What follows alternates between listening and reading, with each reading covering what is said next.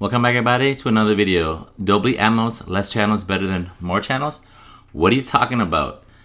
I'm actually not talking about the amount of speakers. I'm actually talking about your amplification channels. I've heard and seen when buying an amp, using one that has less channels would be more proficient and better sounding than having more. For instance, 5-channel amp is more proficient than 7, 3 better than 5, and so forth. Now, before I continue, let me let you guys know that I'm gonna make a video, maybe the next one. So please subscribe. It's free for more.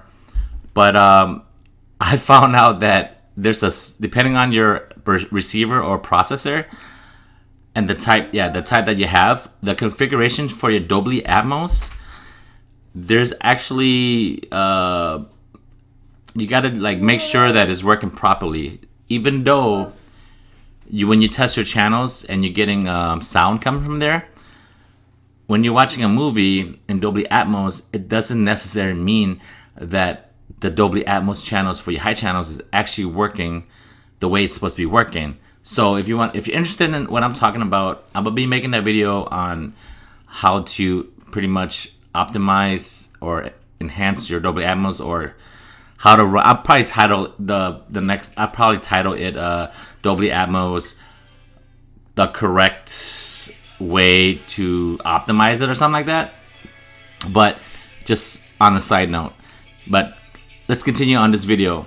And just to make sure that we are on the same page of what I'm talking about in this video, if you were to run a 5.2.4 config for your surround sound, instead of having one amp or receiver handling all those channels, you would have multiple amps with less channels pushing those channels individually to form that 5.2.4 config. So I've tested this theory running, instead of running 1 amp config, I ran 3 amp config, separating my 5.2.4 setup. 1 individual channel for the center channel, 2 individual channel for the front left and front right, and the other 6 for the bed layers and the heights.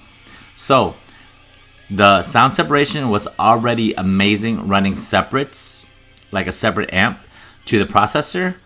Running more amplifier to reduce channel stress in a single amp does seem a little more proficient, but does it equate to a better sounding performance?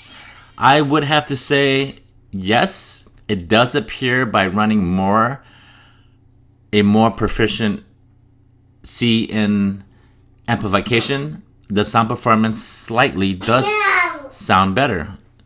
Now, it could just be a placebo effect, but now I actually prefer running my center channel individually for both my 2 theater setups for my Marantz and Rotel processor, and for the front and left, right and left, for the front, right and left, also on the Marantz.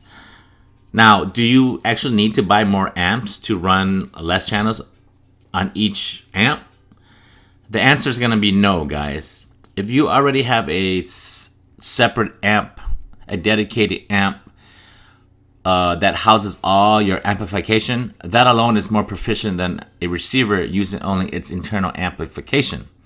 Also, will you greatly notice more of a performance by running more amps? The answer is no, fellas. You would not even notice a difference. In conclusion, running more amps to run less channels might only give your amps a longevity of life, but not needed to enhance the performance of your current setup. That's pretty much gonna wrap it up. Oh, excuse me for that. That's gonna wrap it up for this video, guys. Hope you guys learned something from this video. Thanks for tuning in. I'll catch you guys on the next one. Hooded Dragons out.